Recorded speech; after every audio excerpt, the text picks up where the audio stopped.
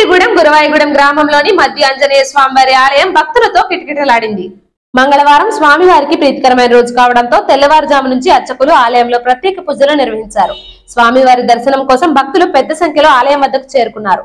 స్వామివారిని దర్శించుకొని తీర్థ ప్రసాదాలు స్వీకరించడంతో పాటుగా అన్న సమారాధనలో పాల్గొని అన్న ప్రసాదాన్ని కూడా స్వీకరించారు. ఈ సందర్భంగా ఆలయ ధర్మకర్తల మండలి చైర్పర్సన్ కీసరి సరిత విజయభాస్కర్ రెడ్డి మాట్లాడుతూ స్వామివారి దర్శనం కోసం మధ్య క్షేత్రానికి విచ్చేసిన భక్తులకు ఎటువంటి ఇబ్బందులు తలెత్తకుండా అన్ని ఏర్పాట్లను చేస్తున్నామని వివరించారు. ఈ కార్యక్రమంలో ఆలయ కార్యనిర్వహణ అధికారులు ఆకుల కొండలరావు పాల్గొన్నారు.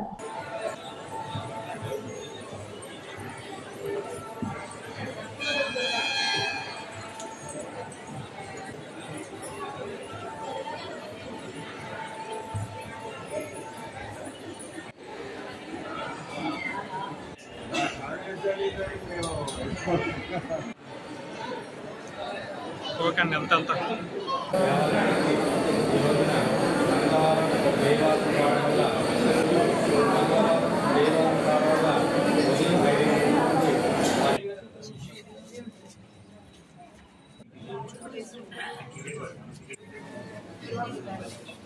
లోపల జరగాలి.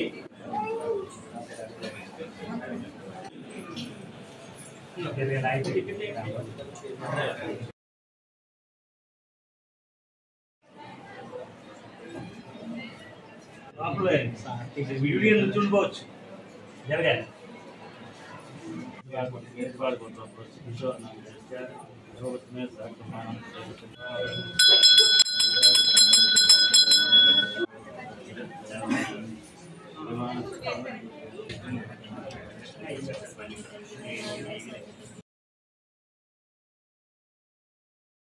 ఏలూరు జిల్లా సంగారెడ్డిగూడెం మండలం గురవాయిగూడెం గ్రామంలో వేంచేసి ఉన్న శ్రీ మధ్య ఆంజనేయ స్వామి ఆలయంలో ఈరోజు స్వామివారికి ప్రీతికరమైన మంగళవారం జయవారము కావున మరియు భీష్మ ఏకాదశి సందర్భంగా ఈరోజు ఉదయం 5 గంటల నుంచే పూజా కార్యక్రమాలు అర్చకుల వారిచే ప్రారంభించబడినవి. ఈరోజు ఉదయం 6 గంటల నుంచి భక్తులకు దర్శనం కల్పించి ఉన్నాము.